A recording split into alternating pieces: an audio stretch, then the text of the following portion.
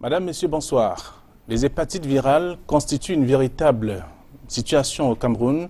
D'autres parlent bien sûr de politique de santé publique avec notamment des problèmes que l'on rencontre des victimes depuis quelques années dans notre pays. Et au Cameroun, il y a des victimes véritablement, même au-delà des frontières, on compte également des victimes des hépatites. En 2015, et selon les sources du ministère de la Santé publique, les hépatites ont causé le décès de plus d'1 million de personnes dans notre pays et même ailleurs. Et là, les mêmes causes, les mêmes sources révèlent que la prévalence des hépatites B constitue pratiquement 11,9% et 1,3% pour l'hépatite C. La maladie fait donc des ravages au Cameroun et les victimes peinent donc à se dévoiler publiquement. Regard social, édition de ce soir, fait donc un zoom sur cette pathologie. L'équipe est allée justement à la rencontre de Moïse Somo, victime de l'hépatite C. Il raconte les déboires que rencontrent les victimes, les malades dans le processus de prise en charge de cette pathologie dans notre pays. Et pire encore, la mousse en guise de traitement que leur proposent les praticiens. Madame, Monsieur, une fois encore, bonsoir et bienvenue à cette édition de Regard Social.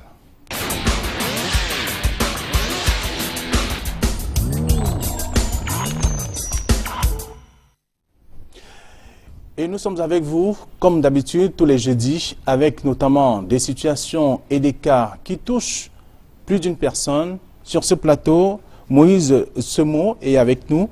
Bonsoir. Bonsoir, Monsieur Flavien. 2014 vous rappelle une année. Qu'est-ce que ça vous rappelle? 2014, pour moi, représente une année vraiment difficile. C'est-à-dire C'est-à-dire que, au détour d'un petit voyage, là, je passe à côté je vois une annonce concernant les textes de dépistage de l'hépatite C. Et à ce moment, j'avais 85 kilos, je ne présentais aucune anomalie, aucune alerte. Alors, ce qui fait que, j'ai avancé sur près de 300 mètres parce que je me suis dit que, ça ne servait à rien d'aller faire ces tests. Mais enfin, il y a eu une voix qui m'a dit, va faire ce test. Alors, je suis donc rentré dans cet hôpital et j'ai donc fait ce test de dépistage. Vous voulez dire que c'était une campagne de dépistage qui avait été lancée, organisée par une structure, et délibérément, vous êtes parti parce que vous vouliez savoir quel était votre statut sérologique. Bien évidemment, c'était une campagne gratuite, donc je n'avais aucune pression d'y aller. Mais j'ai jugé quand même que, quand tout homme bien portant est un homme qui est malade aussi, alors j'y suis allé. Voilà, comme tous les autres citoyens qui étaient en rang pour ce dépistage. Alors, qu'est-ce qui s'est passé concrètement? Vous êtes parti, on a prélevé de votre sang, et la suite, c'est quoi? Bien, on a prélevé le sang, et puis, j'ai continué la journée le lendemain, parce qu'en fait, les résultats devaient sortir 2 jours après. Alors, je me suis rendu pour le résultat le 2e jour, et on m'a dit d'ouvrir l'enveloppe, j'ouvre, et je suis séropositif. Bien, là-dessus, j'avoue quand même que j'ai patiné un peu dans tous les sens parce que je ne voyais pas tellement, je ne me voyais pas dans cette zone là, des malades là. Voilà, je croyais même pas. Vu votre état physique. Vu mon état physique, franchement. Bourgeois gentilhomme. Tout à fait, enfin. Donc, alors c'est à ce moment que je réalise que cette histoire peut être tellement sérieuse. Et le soir, je fais part à ma charmante épouse en lui disant, tiens, voilà le résultat d'un test d'hépatite que j'ai fait hier. Et je suis séropositif. Et vous voyez, elle aussi, elle également, elle se disait, est-ce que je ne suis pas également malade? Donc on était complètement enveloppés dans un monde, puisqu'en réalité, pour le rappeler à beaucoup de Camerounais, pour le constat, la notion d'hépatite est tellement vague. Donc les gens ne savent pas exactement ce que c'est, non seulement la transmission, non seulement également les conséquences et même Qu'est-ce que je peux dire Vous l'avez dit qu'en 2014 déjà, on ne parlait pas beaucoup des hépatites. Il n'y avait pas de campagnes de sensibilisation sur le sujet, encore moins des connaissances assez ou poussées auprès de la population. Oui, je dis que, bon, je constate quand même que là, nous sommes pratiquement au fait de la maladie du sida, où tous les médias, tout ce qui se rapporte comme fonctionnement sur le plan santé, malheureusement, était beaucoup plus concentré sur le VIH-Sida. Sur le VIH-Sida, malheureusement. Bon, sinon que de temps en temps à la radio on en parlait, mais d'une manière, vraiment d'une manière légère. Voilà. Alors, donc vous dites, vous prenez le courage de dire à votre épouse que vous êtes, on vous a dépisté positif Oui.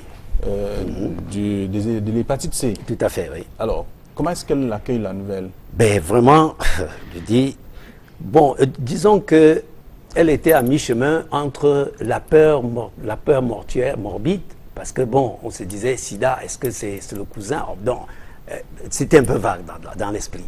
Bon, mais sinon, la première chose, elle a réagi humainement, de me dire, mais attends, ne prends pas aussi ça fort, peut-être que ce résultat a été un résultat qui a été faussé, ou bien peut-être on a confondu le bilan de quelqu'un d'autre pour te le remettre.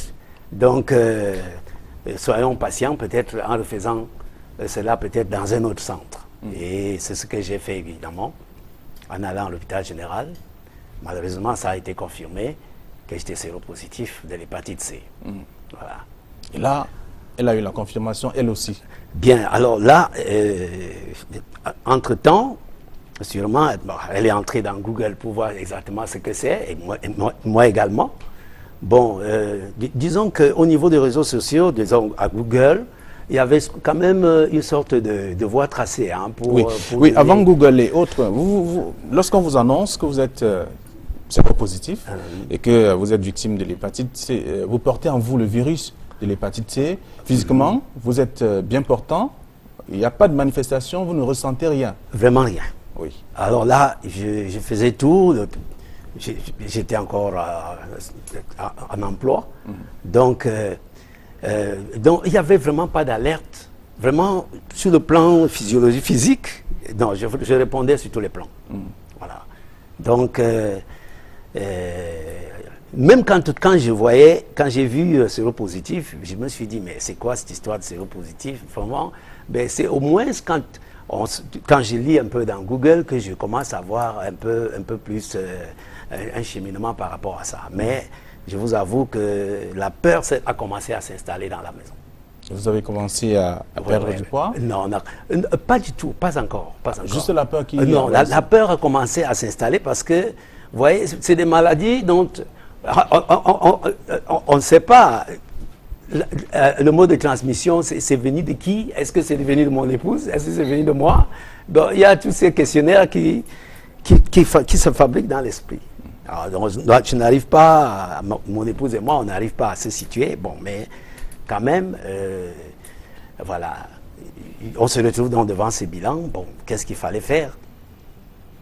La première chose, c'était de pouvoir réunir la petite famille et quelques voisins fidèles du cercle vraiment de respect. Puisque jusque-là, la nouvelle reste entre vous et votre épouse. Oui, entre nous. Oui, voilà. Maintenant, entre il faut informer les enfants. Voilà, et mes enfants dont les premiers étaient déjà au secondaire déjà, donc il fallait les informer. Et bon, la campagne était finie, sinon ils allaient également en faire. Donc, là maintenant, vraiment, c'est... Le poids de cette maladie commence à s'installer véritablement dans l'esprit. Voilà, et ça gagne même... alors, on fait appel à quelques voisins. Alors, la première information ne vient pas d'aller vers l'hôpital, mais c'est plutôt que non, il y a un naturopathe qui fait des merveilles par rapport à cette maladie. Qui fait des merveilles. Alors, ce sont des voisins qui vous apportent l'information. Oui, bon, mais quand je dis voisins... Ceux qui avaient moins une idée de ce que c'est... Voilà, ceux qui avaient sûrement eu dans leur famille... Enfin, c'est toujours des informations comme ça. Vous savez, rien n'était vraiment précis. Exact. On dit, voilà, ils traitent. Voilà, c'est c'est ça malheureusement, bon, nous sommes donc dirigés vers ce naturopathe. Donc, et jusque-là, aucune manifestation en vous? Non, vraiment pas. Vous voulez entre le temps du résultat et la décision d'aller voir ce naturopathe, ça faisait moins d'un mois. Donc, jusque-là, je continuais toujours. Voilà. Je continuais, il n'y avait pas de problème. Et vous décidez donc d'aller rencontrer un praticien? Oui, bon, mais... commencer à suivre le traitement sans déjà savoir de quoi il est véritablement question. Merci, juste parce que ce problème de naturopathe se déclenche très souvent parce que les chiffres qui sont avancés au niveau de la population, enfin au niveau de l'administration, c'est parfois des 10 millions, des 5 millions, des 2 millions. Donc, les chiffres sont tellement assommants qu'à la fin, on dit, bon, en attendant, comme ils traitent, bon, il vaut mieux encore aller chez le tradit praticien, en attendant de voir un peu plus clair. Voilà. Moïse, ce que je voudrais comprendre, au moment où on vous annonce que vous êtes séropositif et que vous avez en vous le virus de l'hépatite C, vous commencez à penser à quoi? En dehors de votre épouse, de vos enfants, vous pensez au regard des voisins, des amis et autres, et peut-être même de vos collègues aussi? Merci, M. Fabien, parce que là, c'est des points qui sont centraux et qui rentrent dans la déprime même de l'individu. Parce qu'à force d'y mettre les nerfs, d'y penser, eh bien, vous subissez le coup. Alors bon, déjà à mon âge, bon, j'étais déjà pratiquement 1 an de ma retraite, ce qui fait que j'avais encore la résistance psychologique du vieux. Bon, mais il faut toujours se dire que jusque-là, je n'avais jamais vu un malade de l'hépatite C. Vous voyez, quand vous voyez un malade d'une autre maladie, et là vous êtes fixé. Mais quand vous êtes devant un cas d'une maladie dont vous ne connaissez pas, vous n'avez jamais vu un exemple, vous voyez, ça ne peut que... Ça vous laisse un peu dans un état d'esprit vraiment bizarre. Je vous assure, bizarre. Voilà.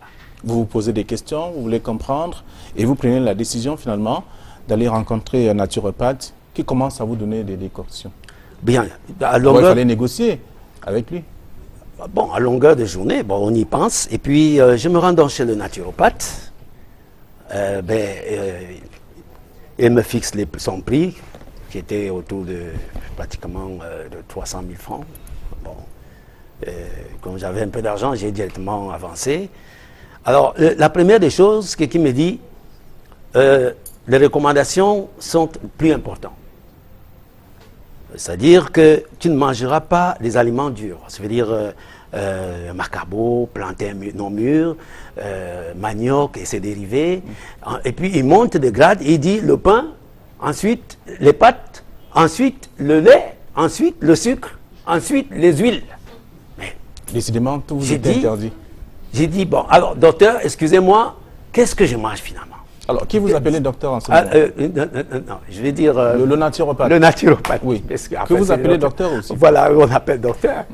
Ben, je lui dis donc, je demande, qu'est-ce que je vais... Il me dit, non, tu vas prendre beaucoup de tomates en fruits, beaucoup de pommes,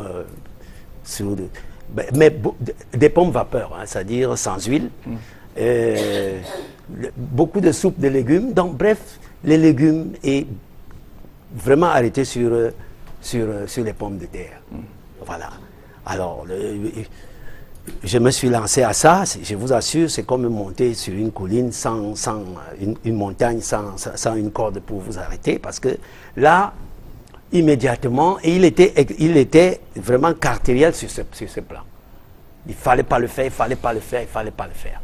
Donc, et avec ces remèdes, avec ces produits, au fur et à mesure que je les prenais, non seulement j'étais dans un régime sévère en ce moment. Donc je lui dis, c'est pour combien de temps? Parce que là, est-ce qu'on va faire 1 an? Il me dit non, 6 mois. Le traitement Six devrait mois de durer traitement. 6 mois. Voilà, 6 mois de traitement. Après, tu fais ton check-up et puis, tu sais, c'est sûr, ça sera négatif. Il faut commencer le traitement. Que je commence le traitement. Oui, mais et pendant que vous commencez le traitement, dans la maison, c'est une nouvelle vie en fait. Oui. La femme, les enfants, vous regardent comment? Bon. C'est toujours le même papa qu'on connaît, ou alors c'est un autre papa parce que il vit avec quelque chose que nous on ne connaît pas beaucoup et qui semble être différent. Ok. Là-dessus, je dirais que j'étais toujours dans l'ordre de mes 85 kilos. Bon, donc, mais le véritable problème commence quand je suis ce régime. Voilà. Au bout de 2 mois, je sentais le corps qui lâchait. Et pour ne pas revenir encore à la vie dans la maison, vous voyez, c'était pas différent. J'étais déjà aigre déjà. Donc, il s'installait toujours en moi. Quelque chose chaque jour descendait. Voilà. Donc, au sortir de ce traitement de 6 mois, je me suis rendu encore une fois pour la visite, pour le diagnostic, pour voir ce que ça donne. Et bien, malheureusement, j'étais encore séropositif.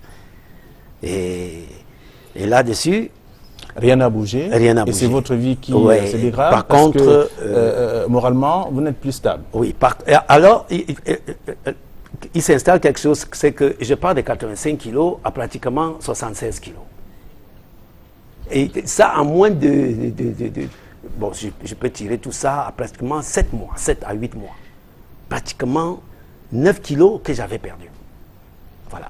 Alors, 9 kilos, je regarde, ben, toute la famille, la dame, je n'avais pas encore ouvert son dossier parce que, pour savoir si elle était... Bon, par contre, j'ai profité pour faire... Les tests. Non, les vaccins des autres hépatites, là. Hépatite B, voilà. Bon, tous mes enfants, même mon épouse en a fait. Bon, Mais est-ce que ces enfants ont fait le test avant? oui, sinon ils avaient fait le test parce que C'était négatif. oui, entre-temps, je les ai amenés faire le test, tout était négatif, même mon épouse. Voilà. Donc, ce qui fait que... Oui, mais c'est ce qu'on voudrait comprendre en même temps. Vous êtes seul dans la maison, en tout cas, porteur de ce virus. Les enfants, la femme, personne d'autre? Bon, curieusement, c'est moi. Et c'est pour ça qu'on voudrait comprendre quel était un peu le regard de ces gens. Ce sont vos personnes, c'est votre famille, mais quand même, il n'y avait pas de distance entre vous et vos enfants et peut-être votre épouse aussi? Non, vous savez, en Afrique, tout se parle, tout se dit, tout se connaît, tout se projette. Même si les gens font semblant de sourire avec vous. Mais ils ont déjà un esprit que sûrement votre mort ne va pas mettre long. Vous voyez, vous êtes donc, quand on regarde votre état d'esprit, vous êtes toujours... voilà, donc on sait que d'ici 1 an, ça sera terminé, puisqu'en réalité, j'étais parti de 75 à pratiquement 68 kilos. Alors, c'est vraiment de 85 à 76 kilos, 9 kilos à terre. D'accord. Alors, vous avez rencontré les naturopathes qui ne vous ont pas apporté quelque chose de positif. Au contraire, la situation s'est plutôt empirée, puisque vous êtes allé chez 2, carrément. Oui. Vous avez fréquenté 2 naturopathes. Entre-temps, pas de résultats positifs. Et un jour, vous décidez de partir à l'hôpital. Très bien, M. Fabien. Vous savez, là, il y a quelque chose c'est que l'autre, si ne vous tue, non, je vais dire que le regard qu'est-ce que je peux dire par là? C'est-à-dire, ceux qui vous entourent, il y a ceux qui préfèrent continuer toujours à vous amener dans un ordre ou dans un chemin où vous n'allez... Ils ont déjà vu le premier résultat en moi. Il y a un dépérissement total. Mais ils continuent. Il y a un autre qui me dit non, il y a un autre naturopathe, bon, je ne vais même pas citer le quartier, que lui, apparemment, 3 mois, ça donne. Alors, j'ai appris que vous avez bu pratiquement 150 litres de décoction. Et peut-être un peu plus. Oui, durant toute cette période? Ah oui, pour faire l'évaluation en termes de quantité, je sais que vraiment, Oui, c'est chez ce deuxième, moi je l'appelle tradipraticien, bon, lui alors, il fait l'inverse, c'est pas de la poudre qu'il donnait, c'est plutôt des décoctions préparées. Alors, le premier jour où je vais vers lui, déjà il faut dire que la famille supportait déjà mal de continuer toujours sur cette voie, et c'est à ce moment qu'une autre personne, toujours dans le cercle de respect, quoi, puisque pour que quelqu'un vous amène, il faut qu'il y ait vraiment du respect. Un cercle de respect dit non, je connais quelqu'un d'autre, il est de l'autre côté. Oui. Alors, passer cette étape, en tout cas, ces différents, je voulais dire, naturopathes, vous vous retrouvez à l'hôpital et c'est une autre phase. Là, vous êtes déjà pratiquement amorti.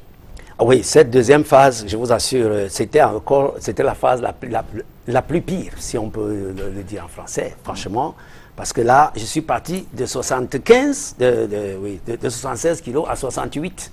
Et tout cela s'est passé en 3 ans, je voudrais dire les étapes que vous avez Non, moins de traversées. 3 ans, monsieur Flavien. C'était même moins de 3 ans. 2 ans, je peux dire 2 ans et demi. Parce qu'à chaque fois, quand je disais, ben, ça fait 6 mois déjà, il me dit, il reconduisait à 6 mois, voilà. Quelque chose de 2 années et demie, de ces potions invariablement, que je prenais. D'accord. Nous n'allons pas passer assez de temps sur ce plateau parce qu'il y a un reportage qui a été réalisé avec vous dans votre environnement immédiat. Question de comprendre un peu comment est-ce que vous avez accepté de témoigner à visage découvert. On sait, les victimes du VIH et SIDA se cachent, ils ne parlent pas en public.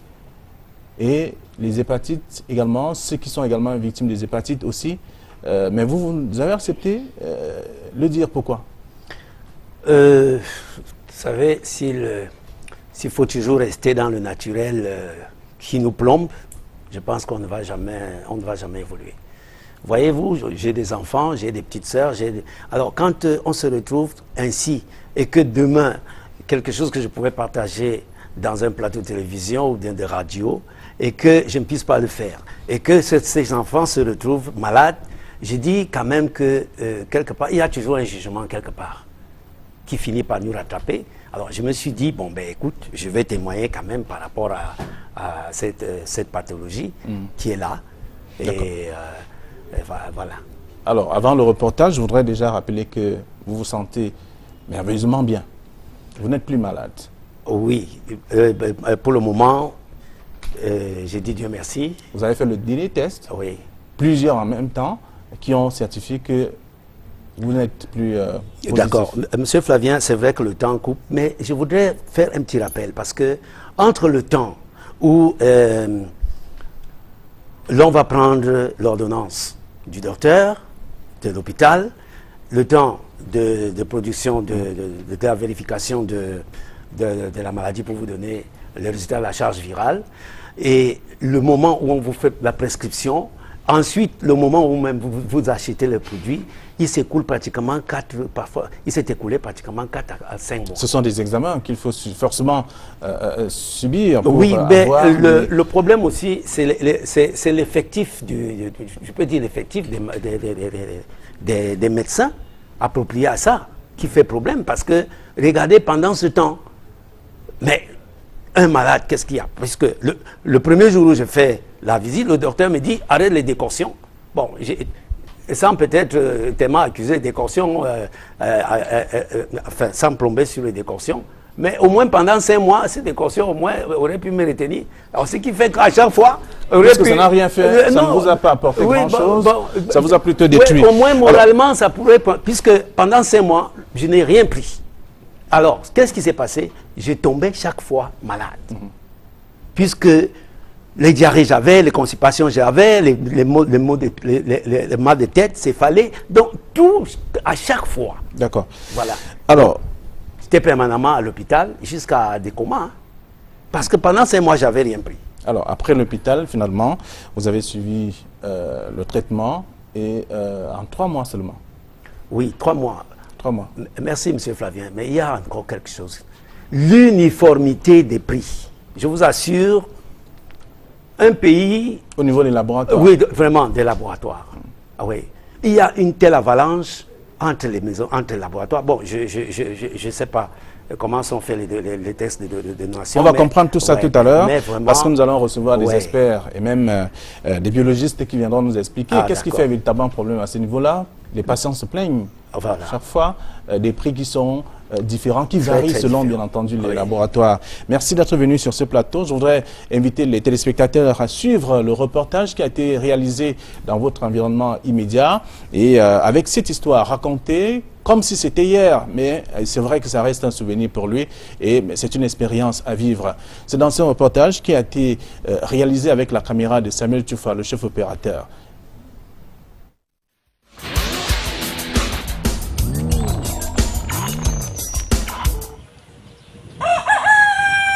Le coq chante, il annonce le lever du jour.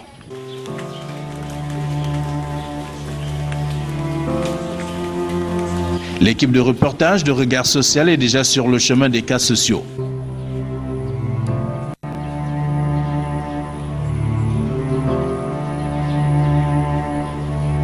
Au bout de quelques kilomètres de parcours, nous rencontrons Moïse Tchemo, l'homme de 64 ans avec qui nous avons rendez-vous.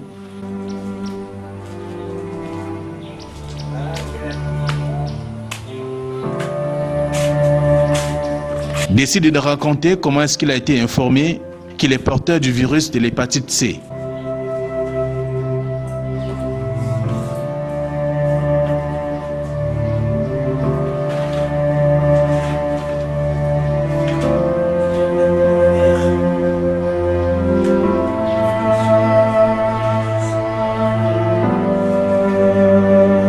Je passais, j'ai fait une sortie hasardeuse, fortuite. Et bien là, je vois une annonce devant une officine et l'annonce était intitulée un texte de dépistage de l'hépatite C, donc campagne gratuite. Alors, à cette époque, j'avais 85 kilos et puis je n'éprouvais aucune gêne. Bon, je me suis dit, je n'étais pas concerné par cela. C'est ainsi qu'après de 300 mètres, j'ai eu dans le subconscient qui me disait de rentrer faire encore ce texte. C'est donc ainsi que je reviens. Je m'aligne aussi également, comme les autres Camerounais qui sont venus au dépistage. Voilà, c'est ainsi que le dépistage est fait. Le test de dépistage volontaire qu'il a effectué a révélé au bout de 48 heures qu'il est positif. Un résultat qui ne l'a pas convaincu, vu son état physique de bourgeois gentilhomme. On remettait les résultats. Lorsque je retire le mien, je suis séropositif. Mais là-dessus, je vous assure, c'était comme un assommoir parce que déjà la maladie elle-même n'était pas tellement répandue. Je me disais que peut-être c'est une erreur. Et qu'au deuxième dépistage que je ferais personnellement dans un laboratoire, j'aurais peut-être plus de chance. Voilà, c'est donc ainsi que je vais à l'hôpital général, je fais donc le même test, je suis toujours séropositif. Malheureusement, le second test s'est avéré positif. Moïse traîne alors le virus de l'hépatite C depuis des mois. Je retire ce résultat et je suis séropositif. Et ces résultats qui sortent, je vous assure, ça m'a vraiment balancé un dérèglement sismique, même sur tout le corps. J'ai de la peine à amorcer cette partie parce que là maintenant il va falloir informer mon épouse, ma charmante épouse. Alors je m'amène à la maison. J'attends, elle rentre le soir et puis qu'est-ce que je fais? Je lui dis, ma fille, ma chérie, assois-toi, je t'annonce. Le résultat, le retrait que je viens de retirer de l'hôpital confirme celui que j'ai eu du texte fortuit que j'ai fait. Bien, et là même elle-même, je l'ai senti vraiment abattue également. Je l'ai senti abattue, tellement abattue.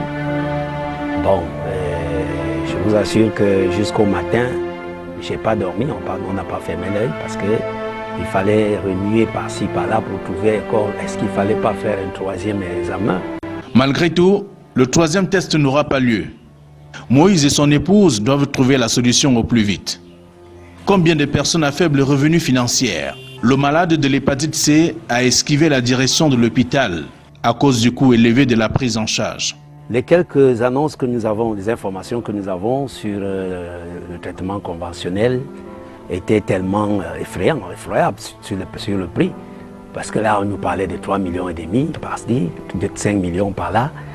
Et j'avoue également que, tel que c'était parti, on a une information de quelqu'un de sûr, comme très souvent, bon, qui nous dit, ben, écoute, la même maladie a été traitée par un naturopathe, tradipraticien,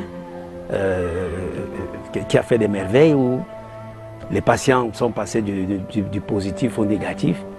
Alors nous pensons qu'on peut aller là-bas. Bon, ceci étant, puisque nous n'avions pas une autre alternative, bon, on s'est amené là-bas. L'homme qui cherchait la guérison s'est laissé emporter. Le premier tradipraticien contacté et après négociation lui a proposé des tonnes de litres de décoction.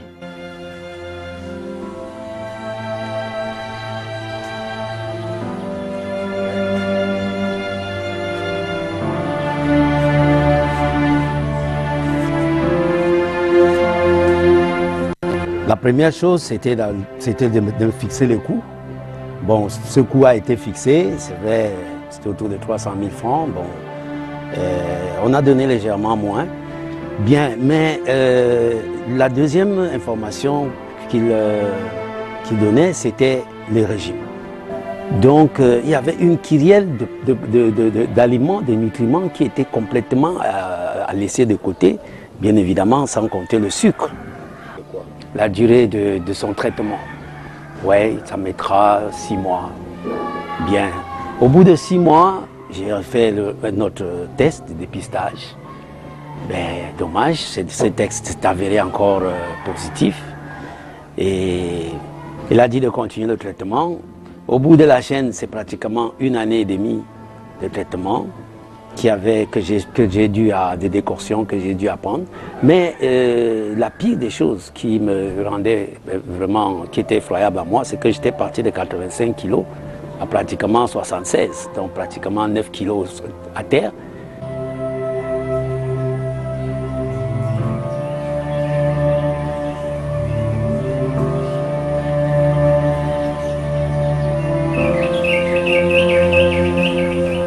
Moïse était parfois lui-même obligé de transporter des bidons de médicaments traditionnels pour son traitement qui malheureusement n'a pas prospéré au bout d'1 an.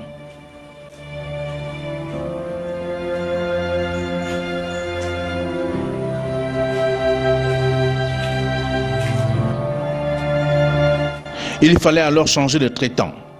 Et c'est un autre tradipraticien qui prend le relais, toujours sans succès. La vie de Moïse s'est dégradée de plus en plus.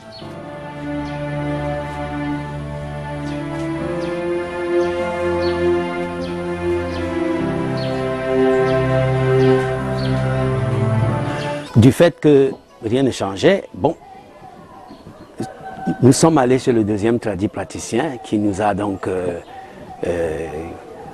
qui a orienté son traitement d'une autre façon, avec cette fois-là des décoctions et des bidons, comme vous avez vu, des bidons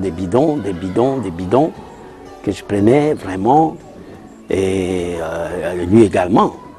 Il m'a donné 6 mois pour son traitement.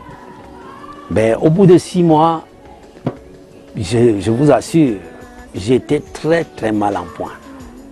J'étais mal en point. Ouais, mais là, j'étais tellement mal en point que j'avais de la peine à aller encore prendre d'autres traitements. Les décoctions que j'ai commencé à prendre, même le soir où je suis arrivé à la maison avec ma femme, ça dégageait tellement que mon épouse même m'a dit de mettre cela plutôt au magasin. Et elle me posait la question, mais si c'est comme ça en plein air et dans le ventre, il sera comment? C'était vraiment dégageant, c'était vraiment, comme on dit, infect. Bon, mais oui, sauf que c'est vrai que dans la pharmacopée africaine, bon, on a l'habitude de ces choses, mais Là, je me suis senti, mon épouse a senti qu'il y avait quelque chose qui n'allait pas. Conclusion, lorsque nous allons encore à l'apaiser, après encore le test, ce qui est positif, on va l'apaiser, j'avais encore perdu 9 kilos. Pratiquement, je suis sorti de 75 kilos à 68 kilos. Vraiment, moralement, psychologiquement, physiquement, j'étais atteint. Et je vous rappelle quand même que j'étais à 1 an de ma retraite. Moïse a passé 4 ans à détruire sa vie dans l'ignorance parce qu'il cherchait la guérison chez les tradipraticiens qui n'ont rien fait de positif. Il s'est retrouvé à dépenser d'énormes sommes d'argent sans succès. Quand j'ai fait le bilan de 3 ans et demi de traitement chez les tradipraticiens, je vous avoue que,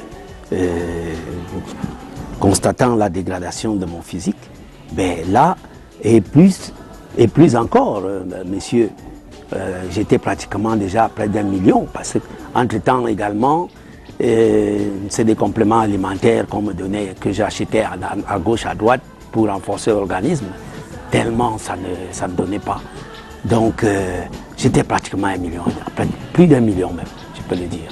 Tout ceci a eu un impact négatif au sein de sa famille.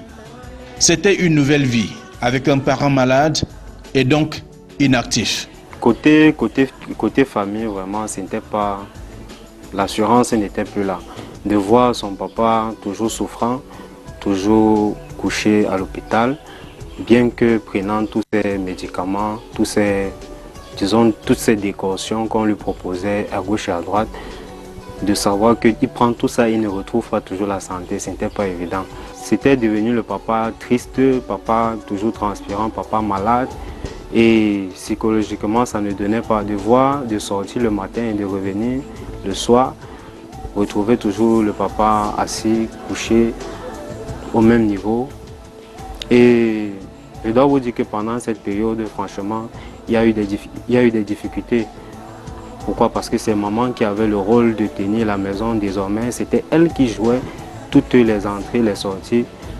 Pourquoi papa ne pouvait plus être productif? Déjà qu'il ne travaillait pas, il ne pouvait même plus s'habiller, il ne pouvait même plus faire les petits travaux ménagers, il n'avait plus la santé, quoi. La situation de Moïse commence à changer lorsqu'il retrouve le chemin de l'hôpital, malgré le coût du traitement. Mon fils, qui n'était pas à côté de moi, s'amène et puis maintenant me motive à retourner à l'hôpital pour suivre plutôt le traitement de l'hôpital. La peur que j'avais, c'est que quand je m'attendais toujours à 3 millions et 2 millions et tout cela, finalement, quand je regarde également ce que j'ai dépensé pendant 4 ans, j'ai dit que je ne suis même pas très loin de peut-être de l'argent que j'aurais pu dépenser à l'hôpital. Avec tout le temps perdu, c'est ainsi donc que je m'amène donc à l'hôpital. J'ai eu un choc parce que entre le temps où le docteur, où j'ai demandé, où il fallait passer la consultation, ça faisait 1 mois. Entre la consultation et la charge virale, ça faisait 1 mois pour que le résultat sorte. Et puis il fallait encore faire 1 mois pour avoir encore un autre rendez-vous avec le docteur. Ça fait 4 mois. Et là alors, je suis tombé plus de 3 fois. J'ai été hospitalisé plus de 3 fois. Le chef de famille a aussi été victime d'une certaine disparité lors des examens menés dans les laboratoires de fortune. Une fois que le docteur me remet l'ordonnance pour les examens labo, alors il y a eu un premier choc que j'ai eu, c'est que il n'y a pas une sorte de conformité ou bien de plateforme pour les prix des examens. Alors c'est curieux, chaque laboratoire affiche ses prix. Bon, mais je vous assure, quand vous partez d'un laboratoire à un autre, les disparités entre ces coûts peuvent amener les patients non seulement à fuir de faire les examens, comme beaucoup ont déjà même fui, mais également prêter même au corps, au ministère de la Santé, le non-contrôle On ne peut pas vivre comme ça. On ne peut pas vivre comme ça dans un pays où les gens ont de la peine à se tenir. Non. On se pose la question, c'est quoi ça? Malgré ces désagréments, la prise en charge de Moïse n'aura pas pris du temps. En 3 mois, il est passé de l'étape de la séropositivité à l'étape des séronégatifs. Quand je fais le point, nous sommes partis pratiquement du mois de mars en juillet. Donc c'est au mois d'août, c'est au mois de juillet que je commence le traitement. Je vais quand même préciser que les nouvelles molécules de ce traitement les boîtes étaient composées de pratiquement 28 comprimés. Donc, et j'en avais comme ça 3 flacons. Donc, dans le premier flacon de 28 jours, le docteur a demandé que j'aille refaire un autre examen de charge virale. Ce que j'ai fait. Et après l'avoir fait, le résultat, nous passons de 2 700 000 à 20 virus. Pas 2000, pas 20 000, pas 200 000, mais 20 virus. Voilà. Et ça, c'est au bout d'1 mois. Mais comme j'avais 3 mois de traitement, j'ai dû continuer jusqu'à la fin.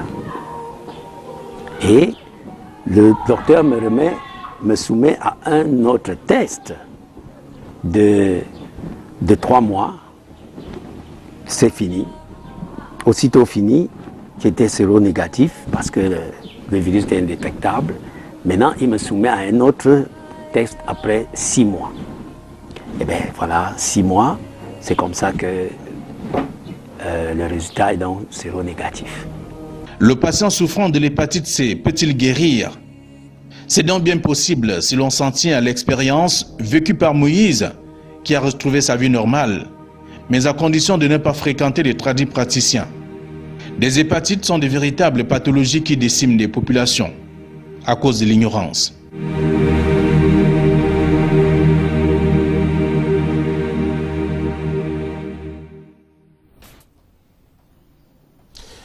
Voilà donc qui est dit, et c'était le quotidien en fait de Moïse, qui a vécu les moments les plus difficiles de sa vie, 4 années de dur vécu, et vous l'avez compris, il est parti d'un cas, d'une situation ou tout au moins d'une rencontre avec les naturopathes pour se retrouver à l'hôpital. Pourtant, il aurait dû commencer par l'hôpital depuis le départ pour trouver la guérison. Et sur ce plateau, pour davantage comprendre le phénomène des hépatites et comment est-ce que les patients continuent de souffrir alors qu'il y a des spécialistes qui sont aussi chargés de trouver des solutions à leur pathologie. Sur ce plateau, donc, Batalon, Pascaline, Patricia, bonsoir. Bonsoir Fabien. Je rappelle que vous êtes sage-femme. Oui. Et lorsqu'on parle des hépatites, est-ce que vous vous sentez concerné quelque part, de par votre métier, bien sûr?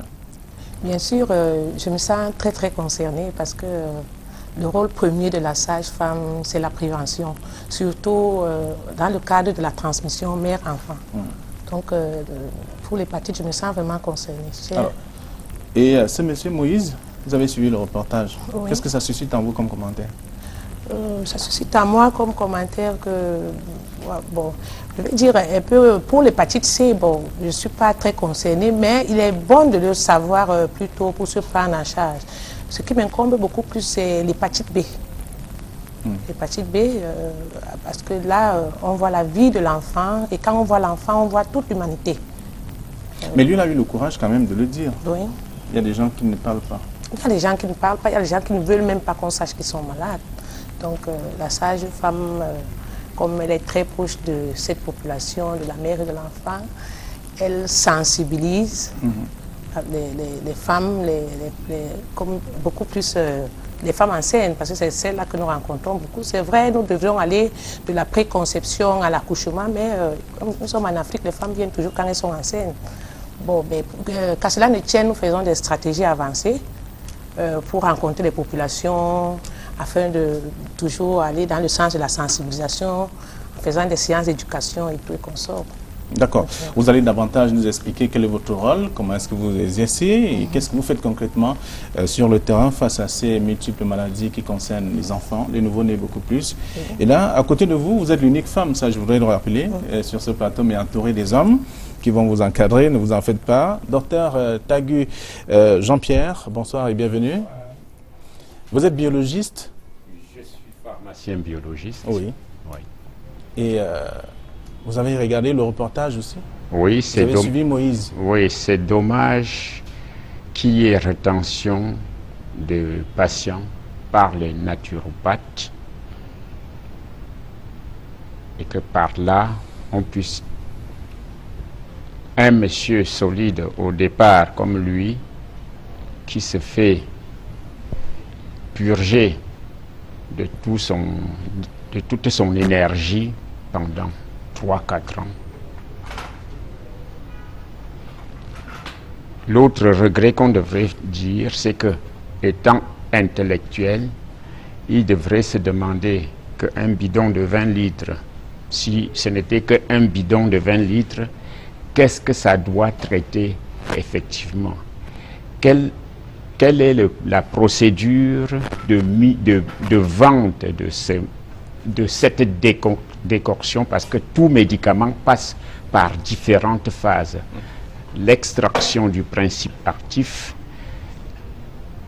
savoir que ce principe actif va aller traiter telle maladie. Et en ce qui concerne les virus ou les bactéries, c'est parce que sur le plan médical, nous connaissons la multiplication, la voie de multiplication de ces virus ou de ces bactéries, qu'on sait qu'on peut arrêter la chaîne de multiplication en intervenant à un niveau bien précis. D'accord. Alors, vous êtes c'est pour ça que les médicaments donnés par les tradis praticiens pour traiter les virus, les microbes d'une manière générale, n'ont pas lieu d'être parce qu'ils ne connaissent pas, ils ne connaissent rien sur l'activité multiplicative des bactéries ou des virus. Merci. Merci d'avoir accepté notre invitation. En face de vous, il y a Dr Ndembe Paul. Bonsoir. Bonsoir. Vous avez votre micro, vous l'utilisez. Bonsoir. Voilà, vous êtes pédiatre. Si, je suis pédiatre à Douala. On parle des enfants en même temps, puisque l'hépatite n'est pas que l'affaire des adultes. Mais depuis quelque temps, les enfants sont de plus en plus victimes aussi. Ce n'est pas depuis quelque temps.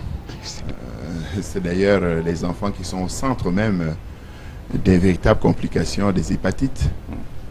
Nous le verrons certainement dans l'émission où les enfants, effectivement, sont surtout le nouveau-né est le plus atteint dans cette... Les enfants, effectivement, sont surtout le nouveau-né est le plus atteint dans cette maladie si rien n'est fait. Donc, au contraire, les adultes même sont favorisés même par rapport aux nouveau-nés. Donc, c'est quelque chose d'assez grave. Et le cas de Moïse? Le cas de Moïse nous amène à parler, disons, pour moi, de deux choses. Premièrement, les personnes de la rue parlent de la jaunisse, c'est leur terme. Et on a là une démonstration que ils n'ont pas été efficaces à ce niveau, contrairement à ce qui est dit. Et deuxièmement, il est malade sans être jaune. C'est quand même quelque chose de terrible, parce qu'on se dit, lorsqu'on a la jaunisse, on est jaune. Puisque tout ça, on met le terme de jaunisse. Mais on se rend compte qu'il porte un microbe, un virus, sans être jaune. Comme quoi, il est très difficile d'extrapoler sur des choses qu'on ne connaît vraiment pas. Hein? Il a très bien décrit toutes les phases de cette maladie. Une phase même qui était asymptomatique, c'est-à-dire qu'il n'y avait même pas de signes. Peut-être même si les signes sont venus, comme il le dit qu'il est tombé malade, c'est parce que ces décoctions ont tellement abîmé davantage de foie, l'ont affaibli et ont effectivement amené la manifestation de la maladie. Je pense que c'est un cas pathétique, mais malheureusement, qui peut être le résumé du cas de beaucoup de Camerounais, hélas. Merci. Merci d'avoir accepté également notre invitation. Merci. Il n'est pas facile de vous avoir en même temps aussi. Alors, docteur Fozo Morisseau, bonsoir. Bonsoir Fabien. Vous êtes médecin, en même temps hépatogastro-entérologue. On s'occupe des maladies du foie et autres. Oui. Alors, ça veut dire que l'hépatite ou les hépatites font les partie hépatites de vos... en général, qui fait partie de notre pain quotidien. Voilà. Alors, le reportage vous révèle quelque chose? Ça suscite Un reportage très intéressant. Ce qu'on peut retenir de ce reportage, qu'il existe plusieurs Moïse dans notre société. Il existe plusieurs Moïse. Si vous permettez de parodier ce fidèle disciple de Jésus, Osée, dans son chapitre 4, verset 6, qui dit « Mon peuple périt faute de connaissance ». L'hépatite fait partie de ces groupes. Le peuple, c'est une maladie méconnue, une maladie due à l'ignorance. Voilà ce que peut retenir sur ce reportage. Alors, puisque vous avez la parole, vous la gardez et nous allons davantage comprendre ce que c'est l'hépatite finalement. On parle d'hépatite B, hépatite C, hépatite D aussi. Il y a combien de types d'hépatite selon vous? Ce qui est vrai, les hépatites n'ont cessé d'égrener les lettres de l'alphabet. L'hépatite B, dans les années 1965, l'hépatite A, dans les années 1973, l'hépatite C, dans les années 1990, et depuis 1990, on a découvert plusieurs types d'hépatites, A, B, D, E, F, G, jusqu'à T. En réalité, l'hépatite, c'est tout simplement une inflammation du foie. Mais ce qui va nous intéresser aujourd'hui, c'est deux types d'hépatite, l'hépatite B, l'hépatite C, parce que ce sont les hépatites qu'on appelle les hépatites laitueuses silencieuses, qui posent un grave problème de santé publique en Afrique. Savez-vous que en Afrique, 150 millions d'Africains vivent avec une forme chronique des hépatites, c'est-à-dire B et C. Et cette hépatite constitue la 7e cause de décès dans le monde. Environ 1,2 million décès dus aux complications de l'hépatite. L'hépatite, 100 fois plus transmissible que le VIH. Voilà la problématique des hépatites actuellement. Et on détaillera plus tard aussi ici au Cameroun. Oui, nous parlons justement, vous avez parlé de l'Afrique. Au Cameroun, il y a davantage de personnes qui souffrent de ces hépatites, même, et le propos, je voudrais dire, l'expression ignorance revient parce que plusieurs personnes ne savent pas exactement qu'elles portent donc les virus, soit de l'hépatite B, soit de l'hépatite C. Alors, docteur Moïse parle de lui-même. Il y a une campagne qui est organisée par une structure. Il dit, bon, ok, je vais voir si je suis malade ou pas, mais je pars quand même. Mais curieusement, il estime que tel qu'il est bien portant, il ne peut pas s'imaginer avoir en lui un virus comme celui-là. Ça part du courage. Est-ce que ça rentre dans nos habitudes quand même? C'est-à-dire, volontairement, on va à l'hôpital et on se dit on va faire son check-up ou alors un dépistage quelconque. Disons que son courage d'aller, lorsqu'il apprend, lorsqu'il reçoit l'information qu'il y a un dépistage, c'est très bien, c'est même ce qu'on devrait faire, rechercher à chaque moment son statut. Ça peut être le statut sérologique vis-à-vis d'un virus, soit son statut par rapport à une maladie moléculaire, du moins une maladie métabolique, c'est ce que je voulais dire. Et ce qu'il y aura à ce moment-là, c'est que dans ces centres, que l'on puisse pratiquer effectivement un bon dépistage, un dépistage infaillible. Quand je parle de dépistage infaillible, que personne ne puisse contredire un jour que ce résultat qu'on a publié n'était, quand je dis publié, une fois qu'on a rendu au malade, c'est publié, parce que c'est sur format, ne puisse être contredit un jour. Et là-dessus, je vais m'avancer en disant que on a malheureusement des résultats, je vais dire par la suite ce qui nous permet de rattraper. On a malheureusement des résultats qui sortent de plein d'endroits dits formation sanitaire, qui sont des faux résultats positifs. Et c'est ça l'embêtant. S'il n'y avait pas à faire la quantification du virus avant de soumettre le malade au traitement et qu'on devrait traiter comme un palu, ainsi de suite, on aurait à faire dépenser les malades beaucoup et puis à leur faire subir les effets secondaires des médicaments utilisés pour les traitements. Okay. Alors, docteur Ndembe, il y a également, lorsqu'on suit le reportage et le récit même de Moïse,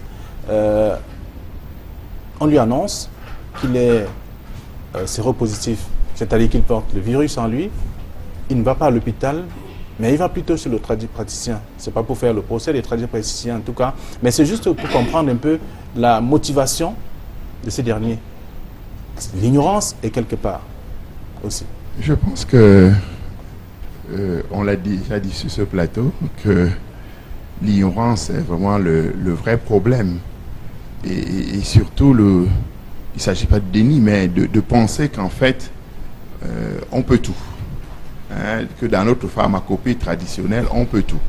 C'est une pharmacopée qui fait beaucoup de choses en réalité, mais qui a également beaucoup de points d'ombre.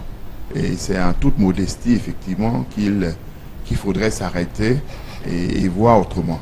Il faut aussi se dire que les coûts, Moïse l'a dit, sont rébarbatifs des traitements. C'est vrai que l'État subventionne ces traitements, mais les coûts restent élevés. C'est vrai, concernant cette pathologie, les coûts à un moment donné s'élevaient à près de 40 millions. Je parle sous le contrôle de l'hépato, de gastro-entérologue. Ces coûts, grâce à certaines coopérations, sont revenus à des taux assez acceptables, mais qui restent quand même très élevés par rapport au niveau moyen de la population, par rapport à leur salaire. Et lorsque vous gagnez, je ne sais pas quoi, 200 000 francs par mois, et quand on vous dit que le traitement c'est 3 millions de francs, ce n'est pas du tout évident. D'autant plus que nos familles sont nombreuses et que nous avons des charges. Donc on peut effectivement dire qu'ils sont ignorants, c'est vrai, mais le coût du traitement, le coût des examens, il y a quand même un certain coût. Nous revenons toujours dans cette émission en parlant de la sécurité sociale, en fait, qui revient à tous les coups, parce que dire que les individus seuls peuvent supporter ces coûts, vraiment, c'est pas possible. On a beau les condamner, quelqu'un disait que nous sommes à l'heure même de la politique, que si on se noie, on peut s'accrocher à un serpent.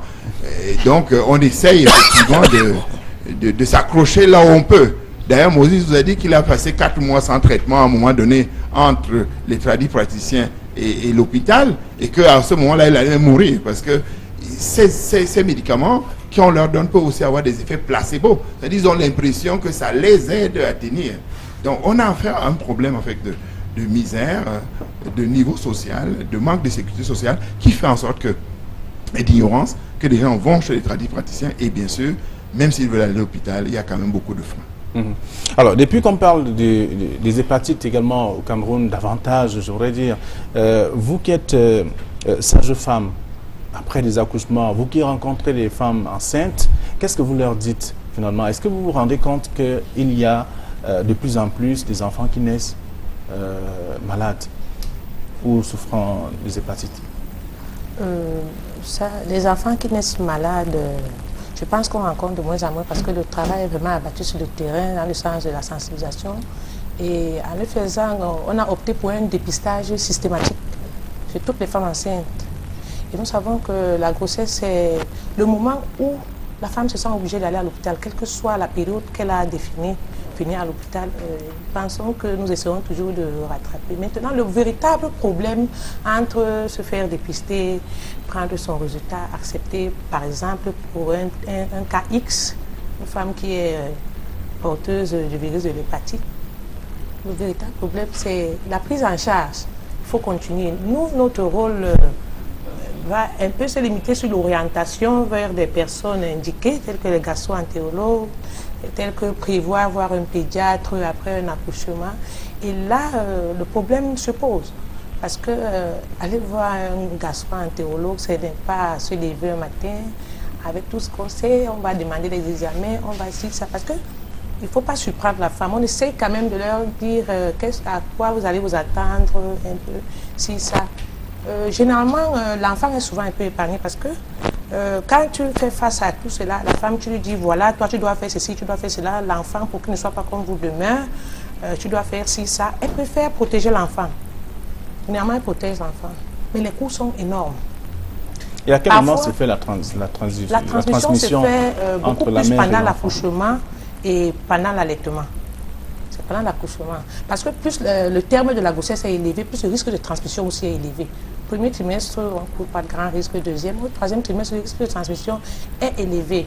Parce que, et là, lors de l'accouchement, c'est facile que l'enfant contacte la maladie. Et pendant l'allaitement? Pendant l'allaitement aussi, si l'enfant n'est pas protégé.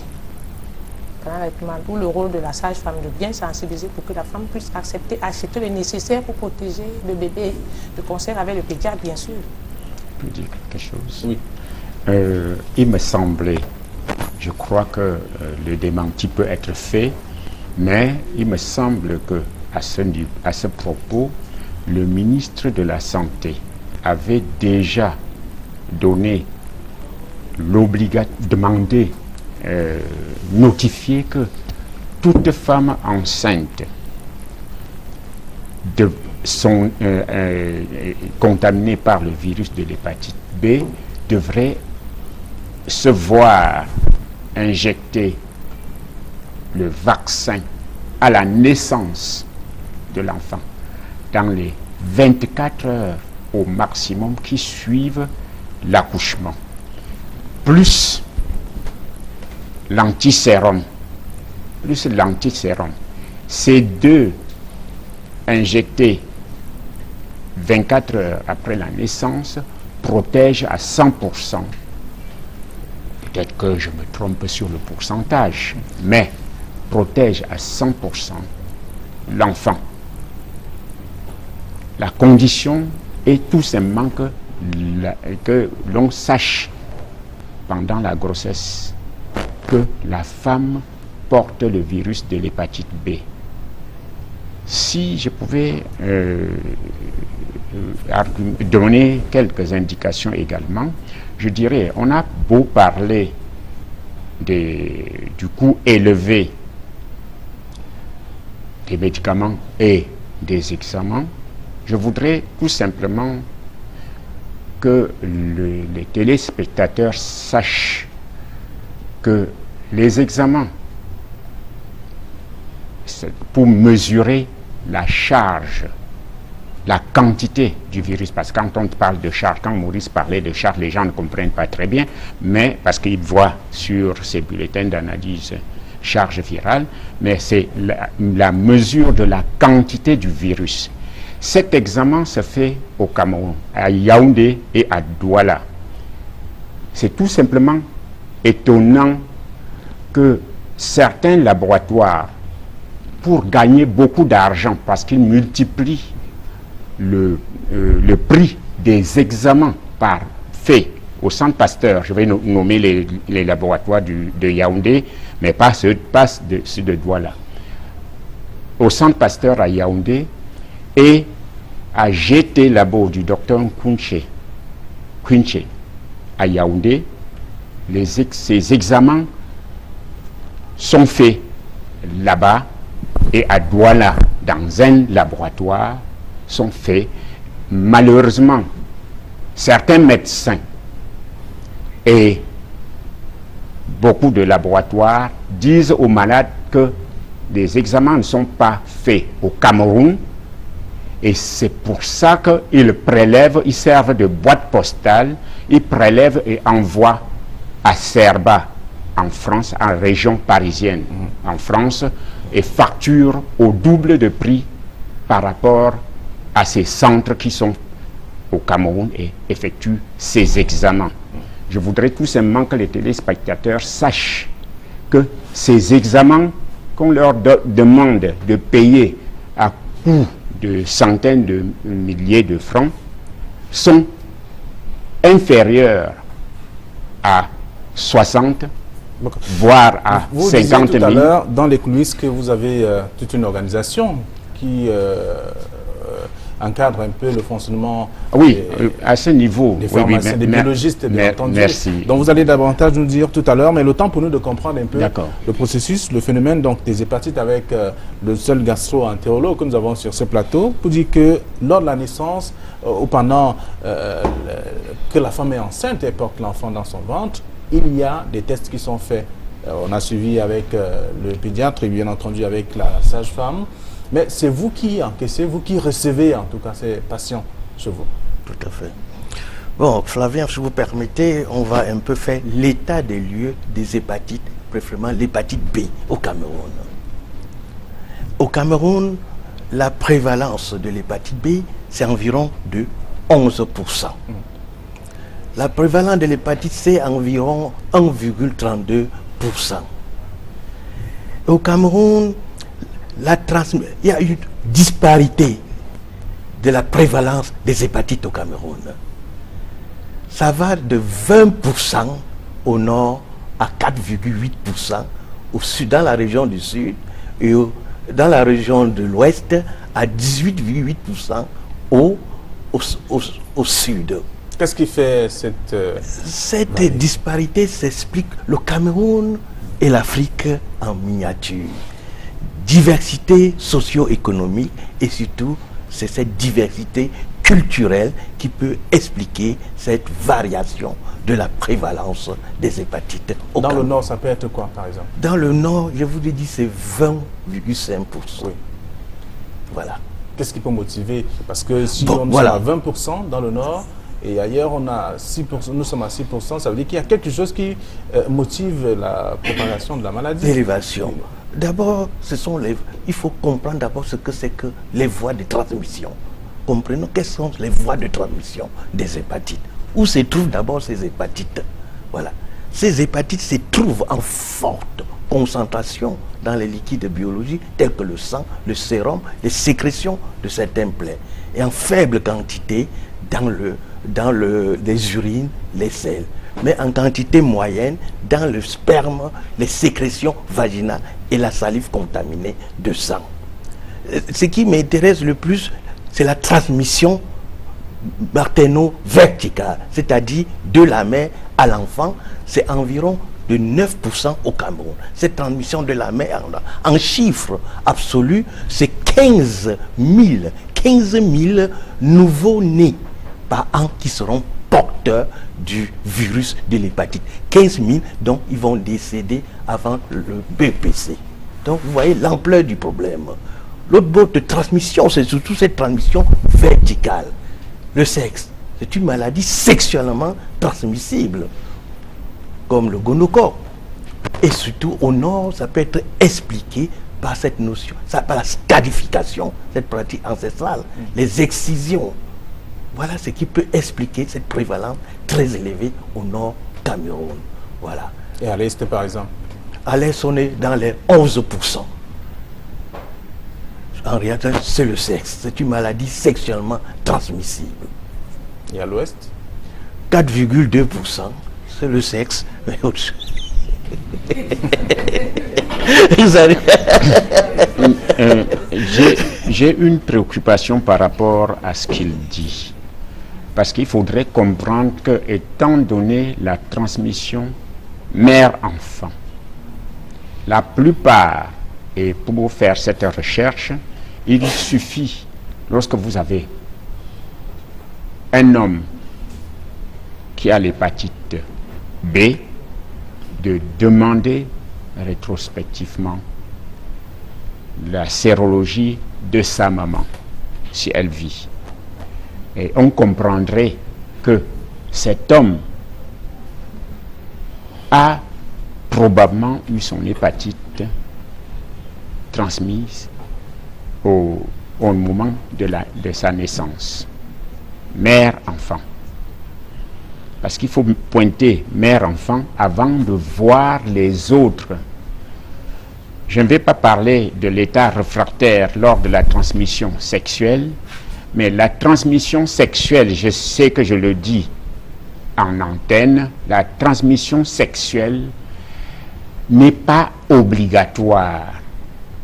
N'est pas obligatoire, parce que si elle était obligatoire, on parlerait de réfractaires, de personnes réfractaires, soit la femme, soit l'homme. Tout simplement pourquoi, lorsqu'on étudie cette transmission chez plusieurs couples, on se rend compte que au moment où on dépiste l'hépatite, et on ne peut pas savoir depuis quand ça évolue, l'homme est probablement positif, la femme est négative. Lorsqu'on aura demandé à la femme, non, à l'homme de porter le préservatif avant leur rapport, je dis non. Ces personnes, non, ils vivaient avant qu'on ne dépiste qu'un est malade. Ce n'est pas valable pour l'hépatite C, puisque l'hépatite C ne se transmet pas sexuellement. Donc, ils vivaient déjà ensemble avant qu'on dépiste l'un à l'hépatite et l'autre ne l'a pas. Répéter cet examen dans les laboratoires dignes de ce nom, la discordance existe toujours. Il n'y a pas un couple, il n'y a pas deux, il n'y a pas 10. Et c'est pour ça que l'on va dire, comme pour les autres affections microbiennes, qui sont transmises certainement par voie sexuelle, mais pas obligatoirement. C'est moi, docteur Tagu Jean-Pierre, qui donne cette information. Lorsque quelqu'un va démentir, je vais appeler couple par couple pour leur montrer ces examens. Bon, je veux revenir toujours dans ces modes de transmission. Les objets, l'usage des objets souillés de sang, c'est-à-dire les objets de toilette, les ciseaux, les lames de rasoir que nous utilisons dans les salons de coiffure, pédicure, manicure, prosécure. C'est pourquoi cette année, le ministre de la Santé publique a décidé d'orienter cette lutte contre ces hépatites dans certaines populations, professions, telles que les professions de santé, les professions de soins corporels. Donc je me réjouis aujourd'hui de voir dans cette salle les coiffeuses et les coiffeurs et le personnel soignant. Très bien. Voilà. Alors, j'ai lu dans un journal, en tout cas, c'est un rapport qui a été rendu public par Médecins sans frontières, qui a sillonné les 10 régions du Cameroun et qui révèle qu'un personnel de santé sur 12 souffre ou porte le virus de l'hépatite B. Vous êtes gastro-entérologue. Oui, je suis gastro. C'est pour savoir si c'est réel. Oui, c'est réel. C'est ce qu'on appelle les infections qu'on peut attraper à l'hôpital, nosocomiales, c'est-à-dire on attrape ça à l'hôpital. En tant que gastro-entérologue, je manipule le sang aussi. Hein? Donc il y a un problème, on verra ça dans la prévention. Donc c'est réel. Donc il faut éduquer le personnel soignant, éduquer aussi le personnel de soins corporels. Donc c'est réel. Alors vous parlez d'éducation et même de sensibilisation, on ne voit pas trop les actions qui sont menées sur le terrain. On a vu, on voit tout ça avec le VIH-Sida et d'autres pathologies, mais parlant des hépatites, on ne ressent pas trop, docteur Débé. Tout dépend de la politique et du financement. Vous savez, le financement fait la force des choses, mais il faudrait que nous puissions nous organiser pour faire un certain nombre de choses. Et c'est pour cela qu'il y a une journée effectivement de l'hépatite qui arrive et que vous avez accepté que ce soit un panel pour en parler. J'aimerais tout simplement revenir sur la transmission mère-enfant, qui est un point important, je vous le disais en introduction, qu'il s'agit effectivement du vrai problème même en termes au niveau de l'hépatite B. Lorsque la sage-femme l'a dit, il y a une transmission du virus de la mère à l'enfant. En fait, l'enfant à la naissance n'est pas malade.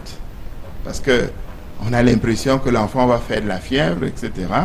ou plein de choses. Non, l'enfant là n'est pas du tout malade. Et c'est là où je voudrais tirer l'attention des parents à ce niveau.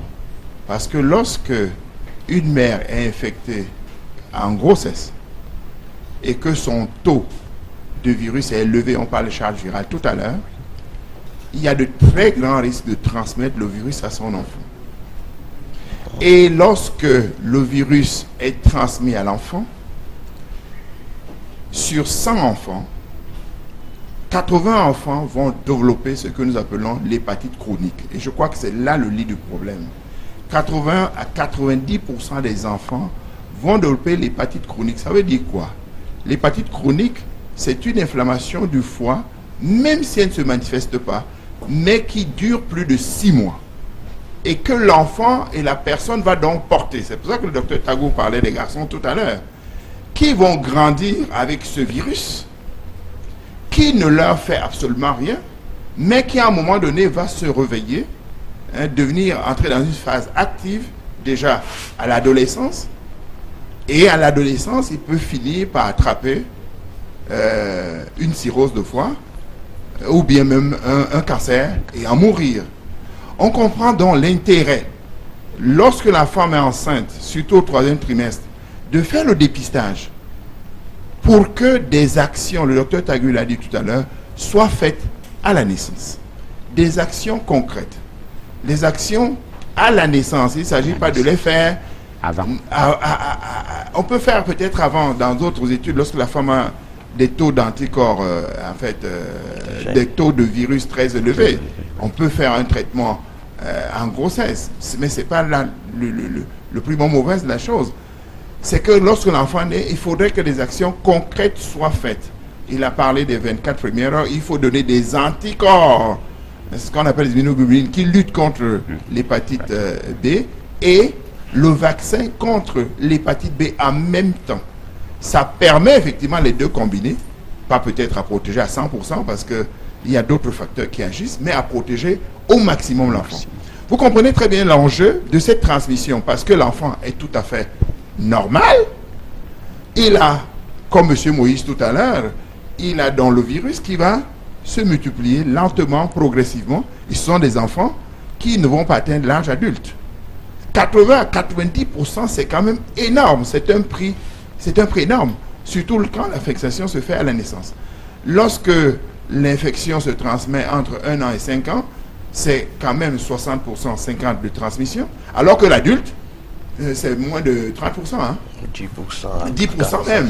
Hein, les adultes même sont des gens protégés par rapport à l'enfant. Et vous voyez, l'enfant est le capital et le devenir de la nation. Il est important que nous puissions le comprendre. Et ça, c'est fondamental. Je crois que tout parent qui veut faire un enfant, pense effectivement à sa succession, voudrait que cet enfant grandisse. Vous comprenez donc l'intérêt réellement de ce test de dépistage qu'il faut faire en grossesse, absolument, pour prendre des actions. Bien sûr, on va nous dire, ça coûte combien les immunoglobulines à la naissance, ça coûte combien l'hépatite. C'est vrai, c'est moins de 100 000 francs. Je l'ai toujours dit dans cette télévision, la plupart des Camerounais, même s'ils n'ont pas de moyens, vont toujours tout faire pour aller acheter des terrains, comme s'ils mangeaient les terrains.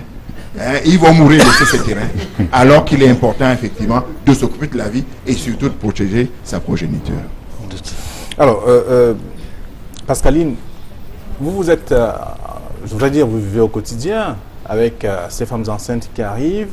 Et si ces femmes sont infectées, il faut déjà commencer à trouver des solutions pour protéger l'enfant, parce qu'à la naissance, il peut avoir transmission, comme vous l'avez dit. Il y a quand même des méthodes qu'il faut utiliser en ce moment-là. Il faut également éduquer la maman. Qu'est-ce que vous leur dites souvent? En réalité, c'est là le véritable problème. Tout comme Dr Morisseau a cité tout à l'heure, l'ignorance, un peuple périt faute de connaissances. Parce qu'on a introduit systématiquement le dépistage chez toutes les femmes enceintes de l'hépatite B et C, mais surtout B, parce que c'est là le véritable problème. Mais nous sommes butés parce que la prise en charge n'est pas aisée. La prise en charge n'est pas aisée. Si vous voyez, les statistiques montrent que les enfants sont de plus... La maman, parfois, elle sait, ce n'est même pas qu'elle... Elle sait vraiment qu'elle est infectée et elle sait ce que ça peut faire à l'enfant, mais à un moment, elle est butée parce qu'elle n'a pas de moyens. Tu vas beau sensibiliser, tu vas... Bon, mais les stratégies que nous utilisons, c'est de les faire dépister un peu tôt. Quand nous faisons les stratégies avancées sur le terrain, nous demandons aux mamans, aux jeunes filles, dès que vous êtes enceinte, venez rapidement à l'hôpital. Question pour nous de gagner en temps. Parce que tôt elle est dépistée, mieux elle peut se prendre en charge. Ça veut dire se préparer pour payer les factures qui seront chères dans l'avenir. Parce que si c'est à 7 mois de grossesse qu'elle est au courant, qu'elle est malade, il faut acheter l'immunoglobuline qui est autour de 50, 60 000, plus le vaccin, parce qu'il faut faire double traitement dès la naissance, dans les 24 heures. Ce qui n'est pas aisé pour tout le monde. Dépenser en dehors des frais de l'accouchement, dépenser un 70 000, un 80 000, voire un 100 000, c'est pas aisé. D'où la sensibilisation de la sage-femme, des stratégies utilisées pour arriver, c'est pas facile. Et pour cela, la sage-femme s'organise à travers des grandes associations que nous avons comme ASFA. Nous sommes un groupe d'associations de sages-femmes qui est bien connu dans le Cameroun. Et nous avons pour objectif principal aider, participer à la réduction de la mortalité maternelle infantile. Tout ce qui peut nuire à l'enfant venant par la mère, on anticipe. Dans cette anticipation, nous faisons des causeries éducatives dans les églises, dans les associations, dans les quartiers, et ainsi de suite. Et quand la femme est déjà devant nous, elle est enceinte, bon, si c'est le cas, on va lui dire d'ouvrir une cagnotte et commencer à mettre 1 000 francs, 2 000 pour arriver, parce que sinon, mais beaucoup n'arrivent pas à le faire. Si tu n'as pas accouché dans un... Et on a aussi un grave problème. Le grave problème, c'est que les femmes accouchent où? Parce que le plus grand pourcentage des femmes qui accouchent n'accouchent pas dans les centres appropriés où on peut leur donner des conseils appropriés. Donc, des fois, elles sont même ignorantes. Ça peut être également un problème de coût aussi. Non. Moi, je ne pense pas que c'est un problème de coût. C'est un problème d'habitude. Ça veut dire, je m'en vais à côté. On ne sait pas qui est formé là-bas. Il faut que les Camerounais sachent que les hôpitaux publics sont les hôpitaux les plus moins chers, où on a un personnel de qualité. Dans les hôpitaux publics. Ça ne sert à rien d'aller dans un centre ou sous-quartier, on dit c'est moins cher. Ce n'est pas moins cher, au contraire c'est cher. La consultation en public c'est 600 francs. On voit le pédiatre au public à 600 francs. À 600 francs. On voit le garçon à la Cité des Palmiers, ça je suis témoin. Il y a des actions périphériques quand même qui gonflent un peu la facture souvent. C'est la raison pour laquelle les femmes... Non, par rapport au sous-centre qui n'a même pas un laboratoire, qui va prélever dans son centre pour aller encore soudoyer et qui veut gagner quelque chose. Donc vous voyez que test de l'hépatite qui va être fait dans l'hôpital public, par exemple, à 3 000, 5 000, celui qui va le faire au sous-quartier, il n'a pas les réactifs, il n'a même pas un laboratoire, mais il va te prélever. Et pour qu'il gagne quelque chose, il faut d'abord qu'il aille payer les 3 000 là où il va aller soudoyer et il veut rester avec quelque chose. Voilà que celle qui pense qu'elle va être traitée moins cher, elle va se traiter triplement plus cher. Elle va se retrouver sur et non seulement ça, elle ne sera pas bien prise en charge. Parce que le personnel qu'on trouve dans ces centres-là, franchement, ils ne sont pas outillés. C'est des gens parfois qu'on forme dans le tas. Ou alors même s'ils sont formés, mais ils sont plus figés sur l'argent. Qu'est-ce que je peux gagner derrière telle ou telle personne? En principe, c'est ça. Mais le vaccin pour les nouveau-nés est gratuit. Je l'ai dit, c'est par arrêté ministériel. Gratuit? Le vaccin pour les nouveau-nés, nés de mère séropositive en hépatite B. Ce vaccin-là est gratuit, mais seulement dans les hôpitaux publics. Dans les hôpitaux, c'est-à-dire que le directeur de l'hôpital doit avoir dans son stock le vaccin. Je vais prendre l'exemple de Moïse tout à l'heure qui dit avoir eu des problèmes parce que les prix qu'il a vus, il est allé sur le net, il a vérifié un peu s'il pouvait aller à l'hôpital Ça, c'était peut-être la première idée, mais même si avant de recevoir des idées qui sont venues d'ailleurs, alors il s'est rendu compte que c'était extrêmement coûteux la prise en charge de l'hépatite C. Alors, raison pour laquelle il s'est laissé emporter par tout ce qu'on venait lui proposer. Mais quand même, docteur Mauricio, vous qui êtes au parfum, vous qui recevez la plupart des patients qui souffrent des hépatites, il y a quand même un problème de coût aussi qui permet aujourd'hui, qui n'encourage pas en tout cas les patients à aller dans les formations sanitaires, raison pour laquelle on les retrouve chez les naturopathes. Voilà. Bon, avant de répondre à votre question... Oui, mais vous allez répondre parce que c'est intéressant oui, de savoir. Oui. Bon, le Cameroun que vous voyez, l'indice de développement humain au Cameroun, c'est environ de 0,536. Le Cameroun est le 152e pays dans le monde. La couverture des assurés, il n'y a que 2% au Cameroun. Tout à l'heure, Mme Bada a parlé du public et du privé.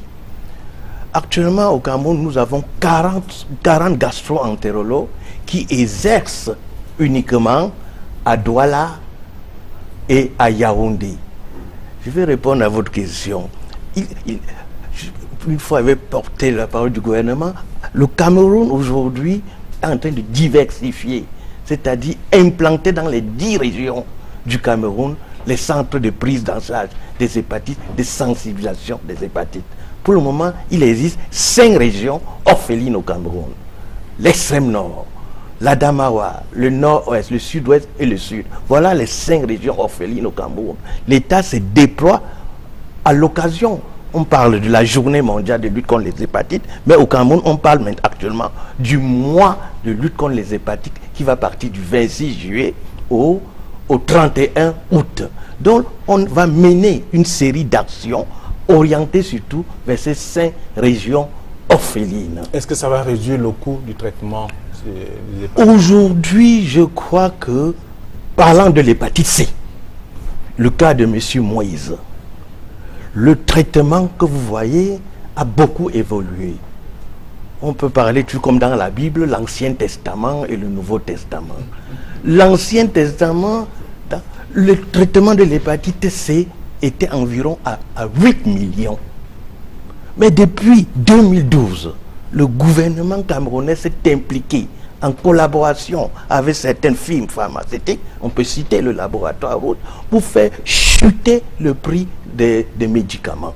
Le médicament aujourd'hui de l'hépatite C, si le projet marche à 500 000, on pourra traiter l'hépatite avec les nouveaux médicaments qu'on appelle les antiviraux, action directe, qui ont la propriété de tirer sur le cœur de l'hépatite et tuer l'hépatite C en moins de 3 mois, maximum 6 mois.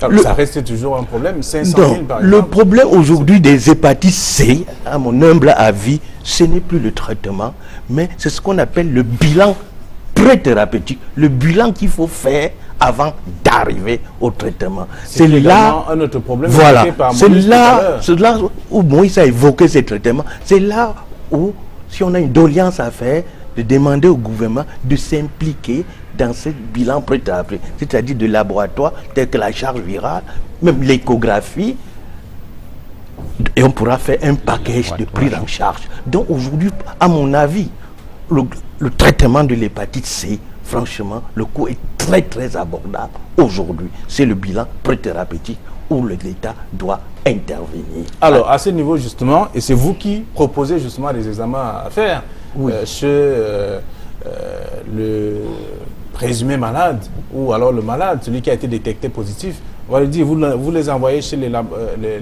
laborantins, chez les biologistes. Pardon, pas les laborantins. Les biologistes, j'allais dire, qui vont s'occuper de mener ces examens. Mais ça varie selon les laboratoires. Moïse a évoqué le cas tout à l'heure. Ça reste un autre véritable problème à ce niveau. Oui, chacun veut tirer la couverture de son côté. Je dirais, normalement, il ne devrait pas avoir de variation à ce niveau. Ce sont le syndicat des laboratoires a sorti pas la nomenclature, parce que la nomenclature, l'État a déjà fixé la nomenclature des actes de biologie médicale. Maintenant, le laboratoire, depuis la dévaluation du franc CFA en janvier 1994, à 100%, le franc a été dévalué à 100%, et les directeurs de laboratoire se sont associés pour créer un syndicat, lequel a sorti une liste de prix homologués qui permet de gérer les analyses médicales. Maintenant, comme je disais tantôt, que on dit aux malades que la quantification, la mesure de la quantité du virus dans le sang des malades contaminés, et c'est ça que M. Moïse Tsemo disait, va du simple au double. Le simple, dans les laboratoires qui appliquent la nomenclature qui est agréée par le ministère de la Santé, le ministère du Développement économique et commercial. Et dans cette nomenclature, il y a donc les charges virales, celles revues en mars 2017. Il y a, c'est celle qui existe dans les assurances.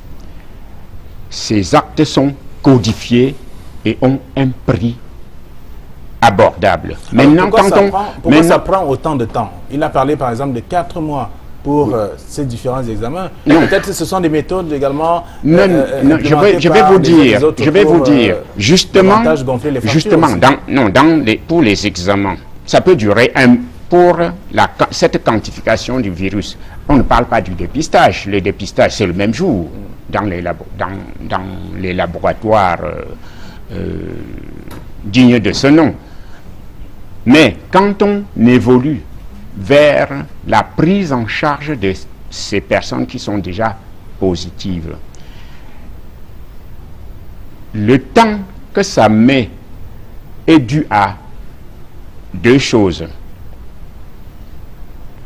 Premièrement, les médecins qui vont envoyer directement prélever le malade, disent que non, on fait tout. Ils prélèvent le malade, ils envoient en France, pour ne citer que celui-là. Plus maintenant les autres laboratoires qui prélèvent, et 2 fois sur instruction du médecin consultant. Sur instruction du médecin consultant, il envoie en Europe. Maintenant, le seul laboratoire équipé pour le faire au Cameroun, que ce soit à Douala ou à Yaoundé. À Yaoundé, je vous ai cité. À Douala, on ne va pas citer. Oui, on a compris, mais maintenant... Maintenant, le temps que ça prend, c'est que c'est les rescapés de ces envois à coût de centaines de milliers de francs qui vont arriver, et au fur et à mesure, d'autres vont savoir que ça se faisait au Cameroun au hasard. Voilà. Et c'est à ce niveau que se pose justement le problème. Le problème, oui. D'accord. Alors, docteur Ndembe, nous allons sortir de cette phase. Question de donner la parole à autre étape, une autre étape en tout cas de ce programme. Mais on devrait comprendre la prise en charge des nouveau-nés également, des enfants. Vous êtes également avec ces enfants, puisque vous êtes pédiatre. Elle est aussi contraignante, compliquée, parce que c'est des enfants qui ne savent rien. Il faut leur administrer des médicaments. Je vous ai dit que les enfants qui naissent ne sont pas malades, en fait, même s'ils sont infectés, mais ils ne présentent pas de la fièvre, ni de la jaunisse, etc. Il s'agit de 2 injections qu'on va leur faire sur les 2 cuisses. Et ce n'est pas aussi contraignant que ça. Il faut seulement le faire avant les 24 heures. De préférence, surtout l'immunoglobuline avant 12 heures, c'est encore mieux. Mais c'est 2 injections qui sont aussi simples, qui vont faire en sorte que cette transmission, on a parlé du passage à la chronicité qui peut être de 80 à 90%, qu'elle puisse être réduite à 10%, voire même moins à 7%. Donc, c'est sur 2 injections que tout cela se joue. Il ne s'agit pas d'un programme de soins chez l'enfant. Il s'agit tout simplement de lui faire l'injection des immunoglobulines dans des anticorps, dans une cuisse, et puis le vaccin dans l'autre cuisse. Et c'est terminé. Il est enfant. Oui, tout à fait. Et puis, on a de fortes chances de réduire effectivement la transmission chez cet enfant. Et s'il n'est pas... Et si effectivement il y avait quelque chose, le virus peut disparaître, il va même d'ailleurs disparaître, et l'enfant est guéri. Merci à vous. Alors, Batalon Pascaline, nous sortons de l'émission. Qu'est-ce qu'on devrait retenir en 30 secondes? Nous devons retenir qu'on doit opter pour l'écoute en faisant à peu près tout ce qu'on demande de faire quand on vient à l'hôpital. Parce que là, nous sommes butés à tous ces problèmes, malgré la sensibilisation, malgré l'éducation, malgré ce que tu vas dire, on va toujours rentrer au quartier, on va se retrouver peut-être dans le cas de M. Moïse à dépenser un peu plus. Et de l'autre côté, on va encore dire, on a les vaccins dans le programme élargi de vaccination. On a l'hépatite qui est introduite dans le programme élargi de vaccination. Mais jusqu'à nos jours, nous pensons que ce n'est pas efficace parce que, vu le fait qu'on doit vacciner l'enfant à J0, et ce qui n'est pas encore possible à notre niveau, à J0, je pense qu'il y a un manquement à ce niveau. Nous devons encore réfléchir dans ce sens. Comment faire bénéficier à l'enfant d'une maman porteuse de l'hépatite B, de bénéficier du vaccin dès la salle d'accouchement sans qu'elle ne dépense un coût. Parce que s'il faut suivre le programme élargi de vaccination, ça va attendre des jours. Et si ça pouvait aider, l'enfant va se retrouver dans un cas. Merci également. Oui, à ce niveau, excusez-moi, je voudrais dire que la prévention est importante parce qu'on a parlé de la transmission mère-enfant. Il faut savoir qu'on peut être contaminé de l'hépatite B à n'importe quel moment. Oui, le docteur Mozo vous a parlé de ce. Donc, il faut vacciner les enfants. Pas seulement les enfants, il faut vacciner les adultes. Et effectivement, comme la sage-femme l'a dit, le ministre l'a dit il y a 2 jours exactement, qu'il est important, vu la prévalence, vu le taux d'hépatite virale B dans notre pays, que le vaccin soit fait de l'hépatite B, soit fait à la naissance. Malheureusement, le programme de vaccination aujourd'hui, même si c'est gratuit, combine un certain nombre de vaccins qu'on fait à 6 semaines, 10 semaines et 14 semaines. Et en plus, donc le ministre l'a reconnu, il faudrait qu'on en parle au grand public, il est donc important, parce que le vaccin ne coûte pas 10 000 francs quand même, hein, il est important on fait des layettes avec des couvertures de moment, des couvertures, les valises, etc., d'acheter un vaccin qui coûte moins de 10 000 pour vacciner son enfant. Et après même les 3 doses, il est important, l'État n'arrive pas à le faire, de savoir que les rappels sont importants. C'est-à-dire après 1 an, qu'on revaccine l'enfant afin qu'il soit protégé à vie. Si ce rappel n'a pas lieu, il y a des difficultés. Merci. Merci également. Alors, nous sortons de l'émission. 30 secondes. Vous qui êtes hépato-gastro-entérologue sur ce plateau. Ce qu'il faut retenir aujourd'hui, on guérit de l'hépatite C, on contrôle l'hépatite B, dépister, vacciner. Très bien. Alors, écrivez également au ministre pour qu'on baisse aussi le coût, parce qu'il y a encore un problème à ce niveau. Docteur... je n'ai pas de droit à la conclusion. Oui, en 2 secondes alors, vraiment. En 2 secondes, on n'a rien dit. Je voudrais tout simplement exhorter tous les téléspectateurs et tous les Camerounais à se faire dépister. Et les rares personnes qui sont dépistées positifs demandent aux gastro-entérologue qui va les consulter parce que c'est lui qui va mener, c'est le clinicien qui mène le traitement, de ne pas, de la marche. de savoir bien que ces examens, les examens permettant le suivi se font au Cameroun. Très bien, merci. Alors, on vous a suivi. J'espère également que ceux qui nous regardent, qui suivent également ce programme, sont édifiés à plus d'un titre, parlant notamment de ces hépatites au Cameroun et ce que ces hépatites essaient de créer dans nos familles et qu'est-ce qu'il faut concrètement voir, qu'est-ce qu'il faut faire exactement. Mais je vous dirais merci d'avoir accepté l'invitation pour également partager avec nos téléspectateurs. Je vous invite à suivre un reportage, c'est le tout premier, c'est un autre cas social que nous avons reçu dans le cadre de cette émission Regard Social. Il s'agit d'une jeune dame, une fillette pratiquement âgée de 16 ans et qui est enceinte. Elle porte une grossesse de 6 mois, carrément. Elle n'a pas été à l'hôpital pour des soins. Elle ne connaît même pas le chemin de l'hôpital, selon bien sûr ses déclarations. Donc, il est question ici de la prise en charge de cette dernière et également de voir comment est-ce qu'elle se porte, l'enfant et elle en même temps. Donc, je vous propose de suivre ce reportage et juste après, nous allons recevoir Irène Témé.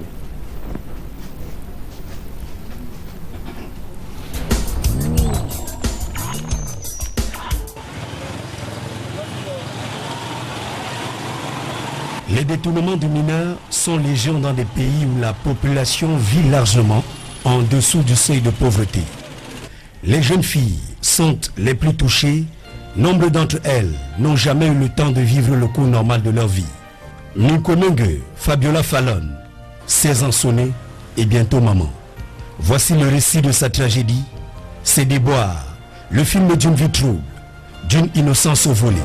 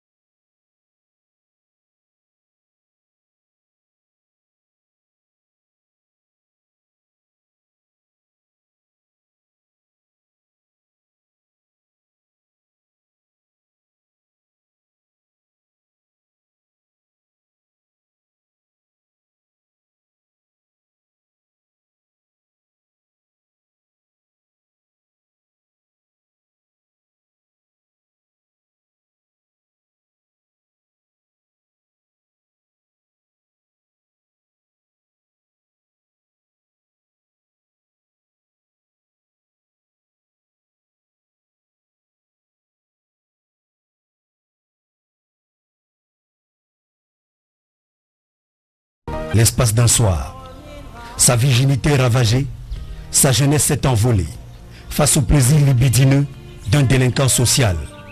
2 mois plus tard, commencent ses déboires. C'est mon oncle qui m'a élevée, donc j'étais chez lui et j'ai rencontré la personne qui m'a enceintée. Il m'a enceintée. Mon oncle était au courant, la grossesse avait 2 mois et il m'a mise à la porte. Fabiola est à la rue. Elle force son bourreau de faire quelque chose pour elle, faute de le dénoncer à son lieu de travail. Ce dernier va envisager un autre acte qui frise le sadisme. Il la déporte pour Kribi et s'enfuit quelques jours après. Le gars m'a appris, m'a mené à Kribi. Et il a fui rentrer chez lui. Il m'a abandonné à Kribi avant la grossesse. Tout se corse dès lors pour la jeune fille. Elle erre dans les rues de Kribi pendant quelques jours avant de faire la rencontre d'une jeune dame. Celle-ci décide de lui venir en aide en l'emmenant à Douala. Quand je suis arrivée ici, je ne pensais pas, c'est la fille-là qui m'a fait venir ici à Douala. Ce que l'enfant ignore à ce stade, c'est que la dame recherche une ménagère, une technicienne de surface. Pendant quelques mois, elle est bonne à tout faire, mais manquant de soins adéquats pour être en parfaite forme tout le temps. Parce que le jour que je n'ai pas la force pour travailler chez elle, ça devient un problème. C'est pour cela qu'elle m'a mise à la porte. Et quand elle m'a mise à la porte, je ne connaissais pas où aller. Fabiola se voit mise à la porte par celle qui passait désormais pour une patronne.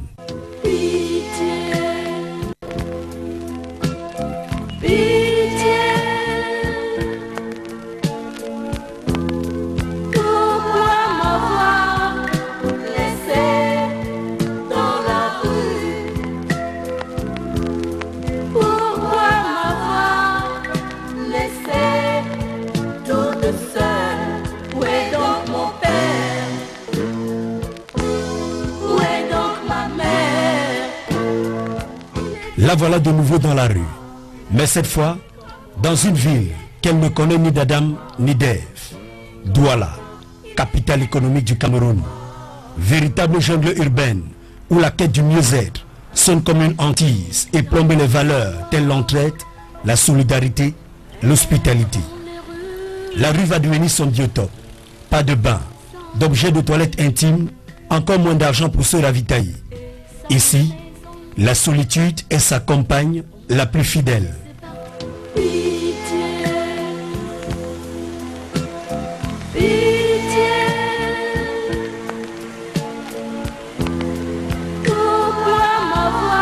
Mais quand le soleil pointe à son zénith, quand la faim tenaille ses entrailles, s'ouvrent inéluctablement les portes de la mendicité. Et voilà donc le cas de Paola. Et comme vous le connaissez, donc elle était déjà sur ce plateau, posé son problème. Vous l'avez suivi. Elle est donc enceinte de 6 mois. Elle a besoin de soutien pour protéger non seulement le bébé qui est dans son ventre, et elle aussi. Voilà donc Irène Tembe qui est sur ce plateau. Bonsoir. Bonsoir Flavien. Alors, quelle est la situation financière de Paola? Les contributions depuis l'émission du 12 juillet 2018 sont les suivantes. Sakio 2500, Laurette de Nkulolo 4500, Pauline de l'Omnisport 10 000, Ewan Victorine 5 000, une bienfaitrice 5 000, une chrétienne 2 000, Léopoldine Yowo, elle a apporté des vêtements pour bébé, une bienfaitrice 2500, Nambou Alain 1000 francs, Kuate Serge Patrick 20 000, bienfaiteur de Garoua 25 000, Mavongo Malonda de Pointe-Noire au Congo 30 000, bienfaitrice 1000 francs, un bienfaiteur de Ngaoundéré 10 000 francs, Tédongsa 500, Étoile et Trésor 5 000, les conseillers de la paroisse de New Dedo 100 000 francs, Association Teke de Bepanda 5 000, Madame Nana Suzanne de Baonté 20 000, un téléspectateur à Limbe 2 000, Dekadama Philippe 5 500, une chrétienne vivant aux États-Unis 54 749 francs, ce qui nous donne un total de 230 000 francs pour le cas de Fabiola, enceinte de 6 mois. Alors, donc nous tendons davantage la main à nos chers téléspectateurs. Tout à fait, nous tendons, oui, nous demandons à nos chers bienfaiteurs de continuer à contribuer au 690 50 50 94 parce que Fabiola actuellement a vraiment besoin de votre soutien. Elle est dans la rue, elle n'a pas où dormir et elle n'a pas de quoi se nourrir ni de quoi même pouvoir préparer la venue de son futur bébé. Voilà. Alors, il n'y a pas que ce cas également ce soir, il y a aussi le cas de ces 2 enfants qui sont nés d'une même famille et qui souffrent d'une même pathologie. C'est donc un bout de reportage que nous vous proposons de suivre et juste après vous aurez la situation financière de ce cas.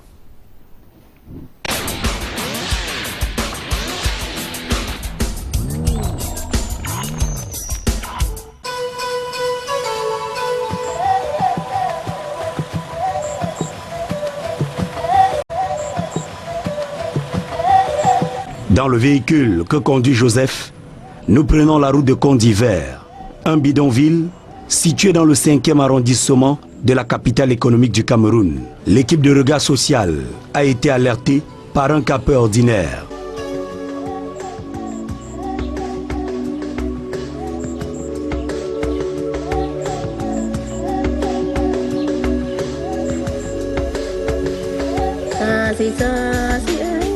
Ici, une mère et ses enfants vivent dans la désolation, l'affliction, le chagrin.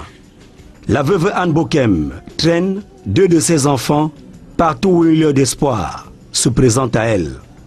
Entre précarité, pauvreté et promiscuité, la veuve Anne Bokem n'a qu'un choix à faire, la guérison de ses enfants. C'est sa seule détermination. Mais comment en est-on arrivé là? D'où vient-il que 2 enfants d'une même famille développent une pathologie similaire, bien d'années après leur naissance? Le premier cas est celui de Lionel Tsafak. La maman se souvient, le petit Lionel était au cours moyen 2e année. Peu de temps après, Anne Bokem perd son époux. C'est le début de la tourmente.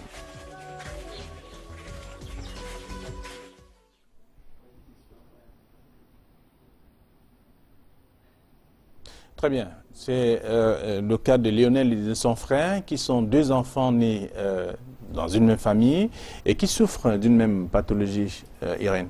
Tout à fait. Les enfants Tsafak souffrent d'une même pathologie. Nous ne savons pas encore vraiment quel nom donner à cette pathologie. Comme l'a si bien dit les médecins la dernière fois sur ce plateau, ils continuent à faire des recherches et tout. Mais ils ont besoin de votre soutien. Et nous avons eu, depuis le 18 juin 2018, des contributions à l'encontre des enfants Tsafak. Association Soriti Aquanor, 30 000. Poumé Sandra, 10 000. Une famille chrétienne en Allemagne, 25 000. Camgafran, 13 000. Bienfaiteur de Berlin, 114 792 francs. Ngong Guidiol, Rebecca, épouse Nietam, 5 000. Chefferie Métal, 2 500. Un chrétien, 5 000. Une parolienne, 5 000. Une chrétienne, 5 000. Madame Bicotte Jeannette Plucherie, 10 000. Une chrétienne de l'hôpital Sébec, 10 000. Bienfaitrice EEK, 200 000. Deux sœurs de Pubertois, 2 000 francs. Une personne anonyme, 3 000. Jonas, 2 500. Une famille vivant à Kribi, 83 500. Bienfaiteur, 1 000 francs. Une famille à Lorbesso, 10 000. Aimé, 100 000. Dominique, 5 000. Nambou Alain, 1 000 francs. Madame Tientieux, 25 000. Madame Dédi, 2 500. Une bienfaitrice, 5 000.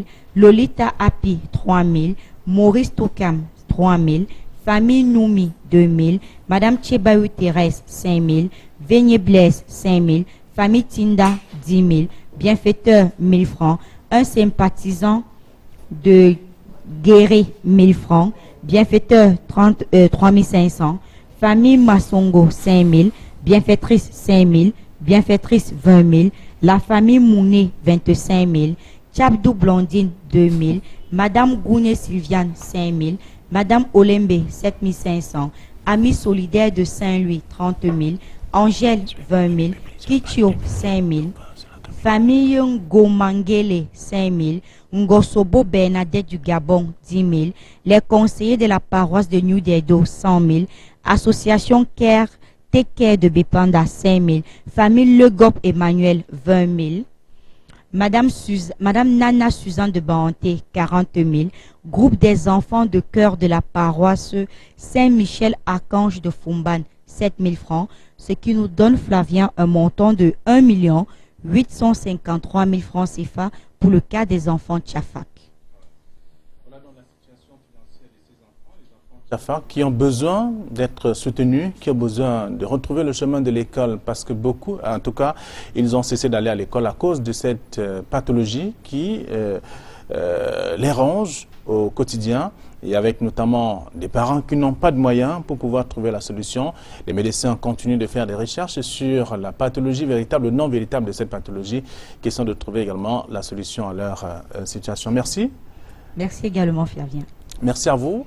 Je voudrais également, avant de partir, dire merci à toute l'équipe qui nous a accompagnés dans la réalisation de cette édition de Regard Social. Séverin Tchumba, Carlos Minoué, Eric Watat, Georges Mitterrand-Dam, Dani Warren-Zede, qui est le réalisateur de ce programme, et puis Samuel Tchoufa, le chef opérateur de Regard Social, qui m'a aidé à réaliser et à préparer d'ailleurs ce programme également. Et aussi, nous disons merci à toute la grande équipe qui est venue nous accompagner, le grand public qui est là comme tous les soirs.